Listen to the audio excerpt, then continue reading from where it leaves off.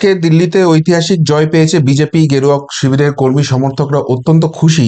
কিন্তু আজকে কিন্তু দুটি বদলা গেরুয়া শিবির তারা কিন্তু নিয়ে নিয়েছে, ভয়ঙ্কর বদলা, এবং সেটা কিন্তু এই খুশি আরো বাড়িয়ে দিয়েছে। সেই বদলার খবর তো আপনাদের অবশ্যই বলবো, তার সঙ্গে বলবো দিল্লি ফ্যাক্টর বাংলায় কিভাবে কাজ করছে। কিন্তু তার আগে পশ্চিমবঙ্গের সেরা সেফোলজিস্ট, সব থেকে বিখ্যাত যিনি রাজনৈতিক বিশেষজ্ঞ, তার সঙ্গে আজকে আপনাদের প্রথমে পরিচয় করিয়ে দেব। এনার নাম হচ্ছে দেবাংশু ভট্টাচার্য দেব। ইনি হচ্ছেন তৃণমূল কংগ্রেসের আইটি সেলের বর্তমানের প্রধান। তো ইনি বাংলায় ঘরে বসে অসাধারণ ক্যালকুলেশন করে একদম অঙ্ক মিলিয়ে এখানে অরবিন্দ কেজরিওয়ালকে জিতিয়ে দিয়েছিলেন, এবং যা বলেছিলেন একদম অক্ষরে অক্ষরে সাই কিছু ফলে গেছে। যখন ওই এক্সিট পোল আসছিল, যেদিনকে ভোট গ্রহণ হলো 5 তারিখে, তারপরেই সন্ধ্যা থেকে সব এক্সিট পোল আসতে শুরু করে, সেখানে সমস্ত রকম এক্সিট পোলই দেখাচ্ছিল যে এখানে বিজেপি ক্ষমতায় আসতে পারে, এবং তারা বেশ ভালো 45+ আসন নিয়ে ক্ষমতায় আসবে, এরকম একটা ইঙ্গিত ছিল। নামগোত্রহীন দু একটি সমীক্ষক দল, মনে হয় ওই অরবিন্দ কেজরিওয়ালের পার্টি ফাটি তাদেরকে টাকা টাকা দিয়েছিল। তো তারা দেখাচ্ছিল যে আম আদমি পার্টি ক্ষমতায় আসছে, 55-52টা আসন নিয়ে তারা ক্ষমতায় আসবে। যাই হোক, সেই অবস্থায় বাংলার সেরা রাজনৈতিক বিশেষজ্ঞ দেবাংশু ভট্টাচার্য তিনি হিসেব করছিলেন। কি হিসেব করছিলেন? বলছিলেন যে ফিমেল ভোট এত পার্সেন্ট, মেল ভোট এত পার্সেন্ট, তার এত পার্সেন্ট এ পাবে, তার এত পার্সেন্ট ওই পাবে, করে প্লাস মাইনাস যোগ করে পাপোশের উপর কাগজ রেখে কলম দিয়ে সই করে বলে দিলেন যে প্রায় 47.5% ভোট পেয়ে অরবিন্দ কেজরিওয়াল ক্ষমতায় আসছেন। এবং ঠিক সেটাই হয়েছে, তাই তো? মানে দেবাংশু ভট্টাচার্যের মতো কর্মী এবং সেফোলজিস্ট এবং রাজনৈতিক বিশেষজ্ঞ যে দলে থাকবেন, তাদের তো একদম সোনায় সোহাগা। পশ্চিমবঙ্গের সর্বকালের সেরা এই সেফোলজিস্ট এবং রাজনৈতিক বিশেষজ্ঞ দেবাংশু ভট্টাচার্যকে ঠিক কি কি বিশেষণে বিভূষিত করা যায় বলুন তো? সেটা আপনারাই কমেন্ট বক্সে কমেন্ট করে বলে দেবেন। যাই হোক, এবার আসি বদলার কথায়। বদলাটা বড় সুমধুর হয়েছে। মিল্কিপুর সেখানে বদলা হয়েছে, কিন্তু তার আগে আরেকটা বড় বদলা হয়েছে। অরবিন্দ কেজরিওয়াল, ঘমন্ডি মাফলার ম্যান, যিনি এসেছিলেন রাজনীতিকে বদলে দেবেন বলে, যিনি এসেছিলেন দুর্নীতির বিরুদ্ধে যুদ্ধ করবেন বলেন, এবং পায়ের নখ থেকে মাথার চুল অব্দি যিনি দুর্নীতিতে ডুবে গিয়েছিলেন এবং দুর্নীতির দায়ে জেলে গিয়েছিলেন, তিনি দাবি করেছিলেন যে নরেন্দ্র মোদীকে আরেকবার জন্ম নিতে হবে যদি অরবিন্দ কেজরিওয়াল এবং আম আদমি পার্টিকে দিল্লিতে হারাতে হয়, এবং সেটা বারবার বারবার বলছিলেন। যাই হোক, নরেন্দ্র মোদীকে আরেকবার জন্ম নিতে হয়নি। তার জীবৎকালেই আমরা দেখলাম আপ নামের পাপ দিল্লি থেকে বিদায় নিয়ে নিল, এবং এবং সেই জায়গা থেকে আগামী দিনে অরবিন্দ কেজরিওয়াল কোথায় থাকবেন? তার ওই কোটি কোটি টাকা দিয়ে তৈরি, জনগণের ট্যাক্স লুটে তৈরি শীষমহল রাজপ্রাসাদে, নাকি তিহার জেলে, সেটা তো দেখবই। এবং তার পাশাপাশি অরবিন্দ কেজরিওয়ালের পার্টিটা আর 5 বছর বাদে থাকবে কিনা, এক্সিস্ট করবে কিনা এই পৃথিবীতে, নাকি দুবার আর জন্ম নেবে ওই পার্টিটাই, সেটাও দেখবো। কিন্তু সব থেকে সুমধুর প্রতিশোধ যদি কোথাও হয়ে থাকে, সেটা যোগী আদিত্যনাথের হাত ধরে মিল্কিপুরে।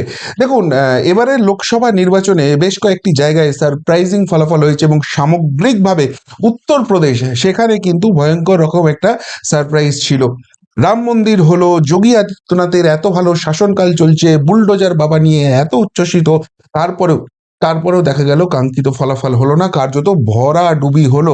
এবং তখন থেকেই অখিলেশ যাদবরা আওয়াজ তুলতে শুরু করে দিয়েছিলেন যে যোগী জামানা শেষ, যোগী মিথ খতম, মোদী ওদিকে শেষ হয়ে যাচ্ছে, এদিকে যোগী শেষ হয়ে যাচ্ছে, এবার নাকি সমাজবাদী পার্টির ক্ষমতায় আসা একদম সময়ের অপেক্ষা। কেননা যে অযোধ্যাতে রাম মন্দির হলো, রাম লালা তার পুনর্বাসন যেন পেল, সেই হিন্দু হৃদয় সম্রাটের জায়গাতেই বিজেপিকে হেরে যেতে হলো। আর তার সুমধুর প্রতিশোধ হলো মিল্কিপুর উপনির্বাচনে। কেননা এই যে অযোধ্যা যে লোকসভা কেন্দ্রের অন্তর্গত, সেখানে এই মিল্কিপুরের যিনি বিধায়ক ছিলেন, তাকে কিন্তু অখিলেশ যাদব টিকিট দেন সাংসদ হিসেবে, এবং তিনি জেতেন। আর সেই জায়গায় এটা কার্যত প্রেস্টিজ ফাইট ছিল। তো সেখানে অনেকেই ভাবছিলেন যে সেলিব্রিটি বা কোনো হেভিওয়েট নেতা সেরকম হবে, কিন্তু যোগী আদিত্যনাথকে দায়িত্ব দেওয়া হয়েছিল। অবভিয়াসলি তিনি তার মতো করে নির্বাচনটা করেছেন।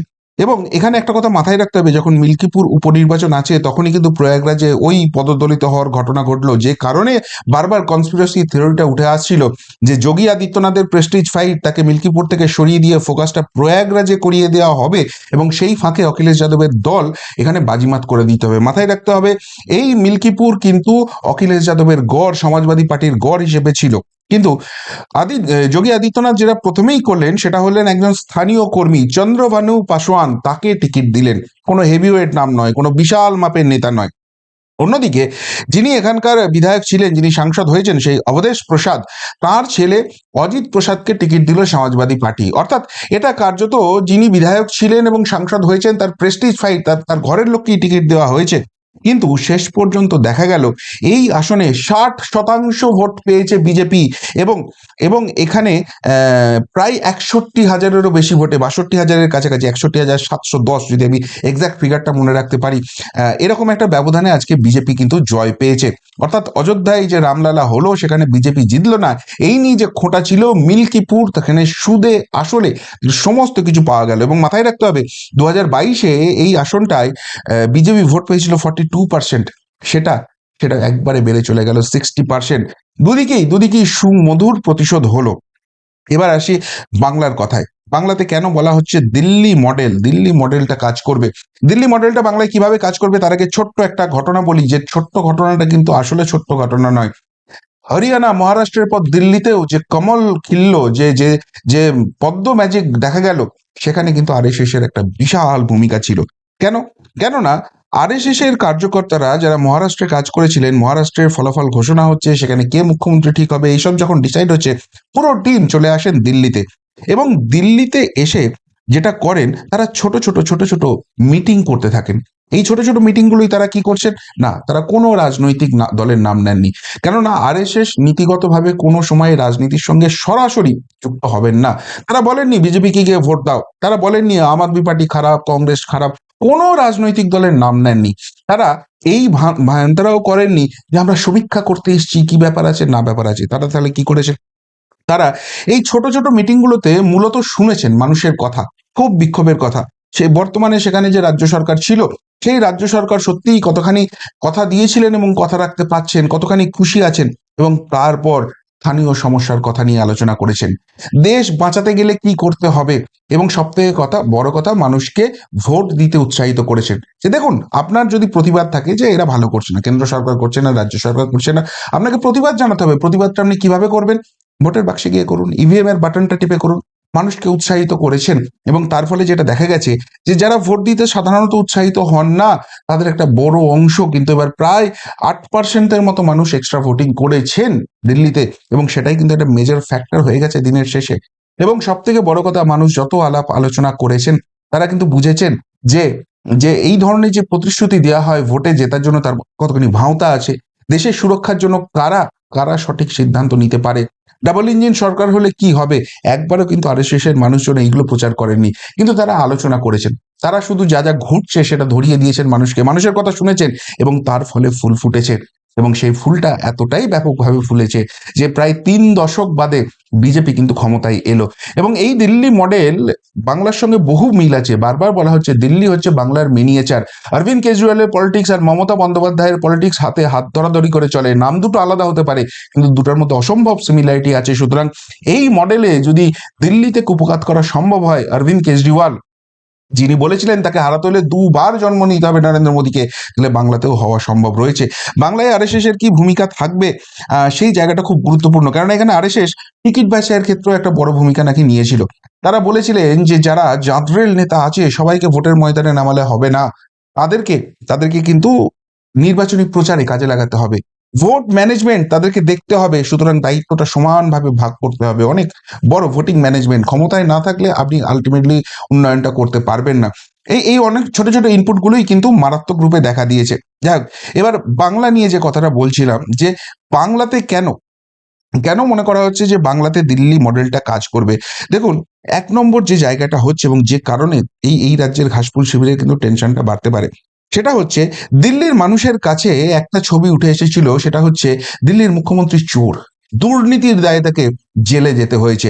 এই রাজ্যের শাসক দলের দিকে দেখুন, বিজেপি কিন্তু বারবার সেই একই অভিযোগ করেছে, এবং দুর্নীতি যে আছে সেটা যখনই কেন্দ্রীয় তদন্তকারী সংস্থা ময়দানে নেমেছে, একের পর এক হেভিওয়েট নাম গ্রেপ্তার হয়েছে, জেলে গেছে, জামিন পেয়ে হয়তো বেরিয়েছে, কিন্তু তারা এই দুর্নীতির সঙ্গে যুক্ত নেই, এখানে কোনো রকম পলিটিক্স করা হচ্ছে, এই কথা কিন্তু এখনো তারা প্রুভ করতে পারেননি।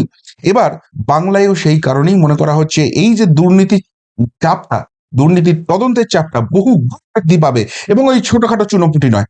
অ্যাটাক করলে সব থেকে বড় মাথাটাকে অ্যাটাক করো, সব থেকে বড় দুর্নীতিবাজটাকে ধরো এবং জেলে পড়ো, যেটা দিল্লিতে কিন্তু সাহায্য করেছে বিজেপিকে, বিজেপির প্রতি মানুষের আস্থা বেড়েছে। সেই সেম মডেল বাংলাতে কিন্তু হবে। 2 নম্বর যে পয়েন্টটা দিল্লির সঙ্গে খুব মিল থাকছে সেটা হচ্ছে অ্যান্টি ইনকামবেন্সি।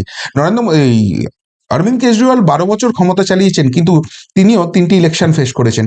এই থার্ড টার্মে এসে যে অ্যান্টি ইনকামবেন্সি, সেই জায়গাটা এসে কিন্তু প্রবলভাবে ধাক্কা দিয়েছে এবারে।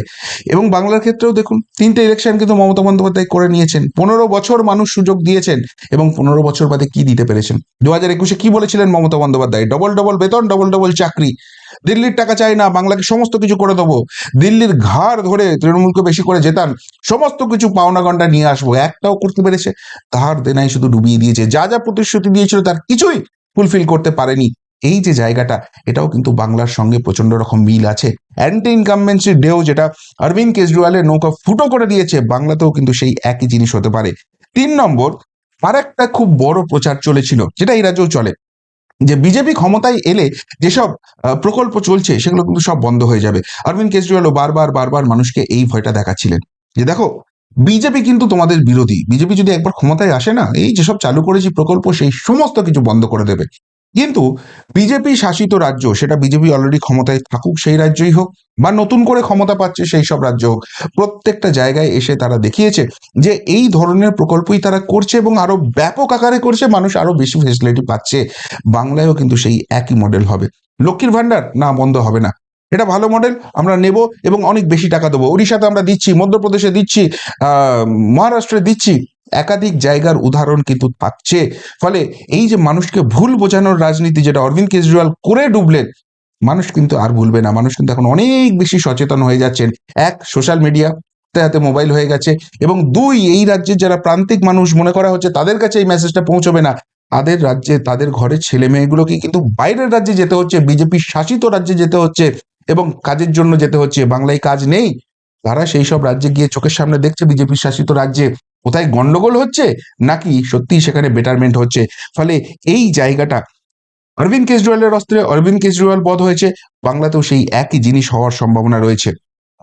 4, যে জায়গাটা বলছিলাম, যে বিজেপি শাসিত রাজ্যটা ঠিক কেমন, এখানে বারবার বলা হয় না বাংলাকে কিছুতেই উত্তরপ্রদেশ বা গুজরাট হতে দেবো না, অথচ উত্তরপ্রদেশ বা গুজরাটই এই রাজ্যের মানুষকে পরিযায়ী শ্রমিক হিসেবে গিয়ে কাজ করতে হচ্ছে। এবং সবাই যে হাইফাই কাজ করছেন তা নয়, কেউ গিয়ে বাথরুমটা অব্দি পরিষ্কার করতে সেখানে বাধ্য হচ্ছেন, কেউ যাচ্ছেন গিয়ে ঘর মোছার কাজটা করতে বাধ্য হচ্ছেন পেটের দায়ে। তাহলে এই কাজটাই যদি করতে হয়, এটা বাংলায় থেকেও তো করতে পারো। একটা জিনিস হবে, ওই বাইরের রাজ্যে থাকার যে খরচটা, সেইটা তোমার হবে না। একটা জিনিস, তুমি ঘর ছেড়ে থাকছো, এই জায়গাটা হবে না।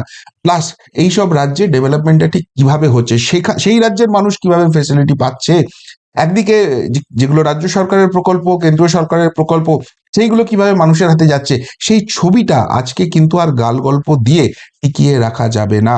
আজকে মানুষ কিন্তু সবটাই সচেতন হবে, এবং এটা এটা কিন্তু একটা বড় ফ্যাক্টর হতে চলেছে। 5 নম্বর যে কারণটা এখানে হবে সেটা হচ্ছে পশ্চিম বাংলাদেশ, যেটা বারবার শুভেন্দু অধিকারীরা বলে থাকেন। দেখুন, দিল্লিরও ডেমোগ্রাফিটা কার্যত চেঞ্জ করে দেওয়ার চেষ্টা হয়েছিল। বহু মানুষ, ঘুষপেটিয়া অনুপ্রবেশকারী, তারা ঢুকেছে, তারা ওই ভোটার কার্ড, আধার কার্ড বানিয়ে নিয়েছে, দিল্লিতে গিয়ে আছে। এবং সেই ভোটার তালিকা যখন সংশোধন করা হচ্ছে, এক একটা বিধানসভা পশ্চিমবঙ্গ থেকে অনেক ছোট সাইজে, কিন্তু সেই এক একটা বিধানসভা থেকে 5,000, 6,000, 8,000, 10,000 করে নাম বাদ গেছে। এবং এই যারা আসছিল, যারা ভারতীয় নয়, ভারতীয় সেজে, তারা এই রাজ্য সরকার, কেন্দ্র সরকারের দেওয়া যে প্রকল্পের সুবিধা, সেগুলো তারা নিয়ে চলে যাচ্ছিল, উল্টে ভারতের ক্ষতি করছিল। এই জায়গাটা দিল্লিবাসীকে কিন্তু প্রচন্ড রকম জ্বালিয়েছে, এবং পশ্চিমবঙ্গ এখন হারে হারে বুঝতে পারছে বাংলাদেশ ইস্যু হওয়ার পরে। ফলে এই জায়গাটা যেটা দিল্লিতে কাজ করেছে, পশ্চিমবঙ্গেও কিন্তু কাজ করার একটা সম্ভাবনা আছে। মানুষ দেখতে পাচ্ছে এই রাজ্যে সরস্বতী পুজো হতে গেলে কি করতে হচ্ছে, পুলিশ প্রহরা দিয়ে সরস্বতী পুজো করতে হচ্ছে। শুধু সরস্বতী পুজো নয়, রামনবমীর মিছিলে কি হচ্ছে, প্রত্যেকটা জায়গাতে মানুষ দেখতে পাচ্ছে কাদের কিভাবে সরকার টানছে, কাদের কিভাবে তোল্লা দিচ্ছে, আর কাদের আটকাচ্ছে। এই জায়গাটা দিল্লির মতো পশ্চিমবঙ্গেও হবে। 6 নম্বর যে পয়েন্টটা, সেটা হচ্ছে অন্তর্ঘাত, দল বদলের ফলে।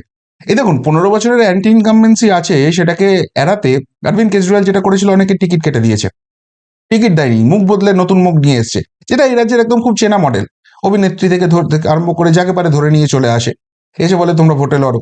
আর মানুষের সেই মুখটা, আরে নতুন মুখ দিয়েছে তো ঠিক আছে, এরা নতুন কিছু করতে চাইছে। কিন্তু এখানে দুটো প্রবলেম আছে।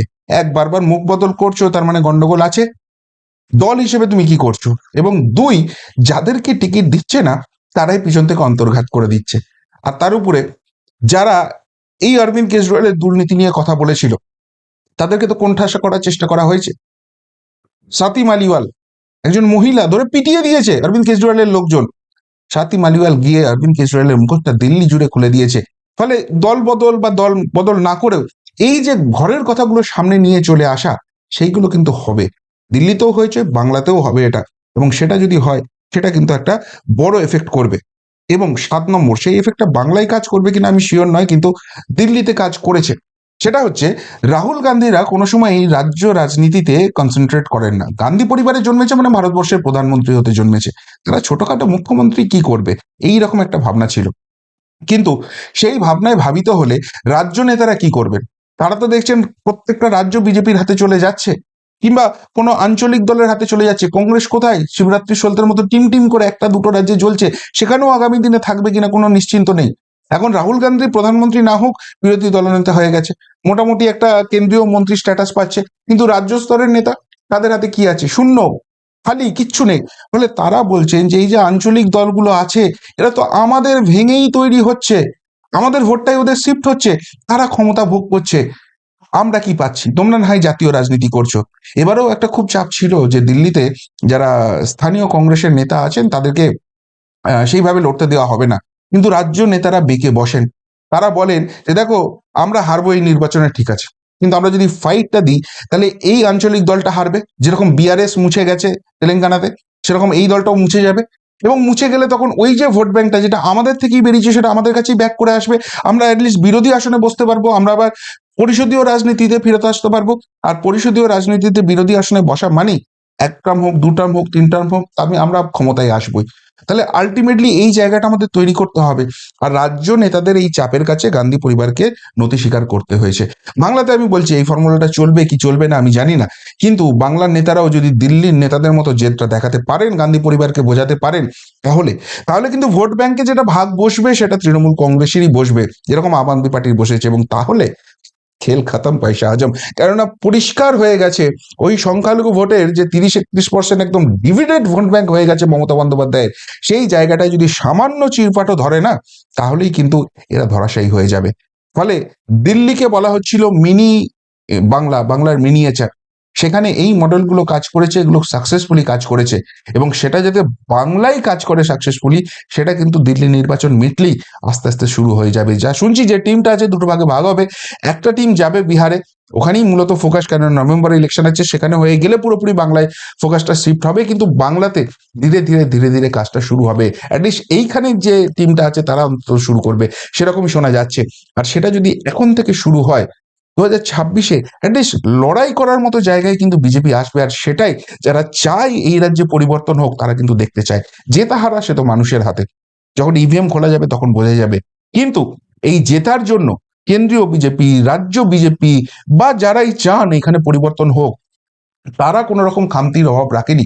এই মেসেজটা কিন্তু এখন থেকেই ক্লিয়ার করতে চাইছে। দেখা যাক শেষ পর্যন্ত সেটা কি হয়।